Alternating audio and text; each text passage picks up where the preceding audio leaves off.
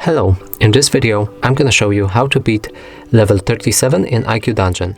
So to do this, first you'll need to fill the vial with blue potion, and then red potion.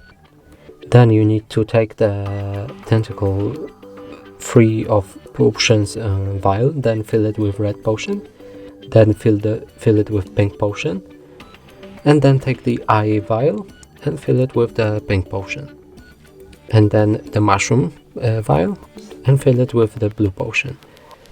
Now the trick is to heat up both of the potions like this and fill them in like so, and like that. Now we close the vial, lift our phone, shake it a bit, and that's how you do it. Thank you for watching. Please consider subscribing to our channel, leave a like and a comment below.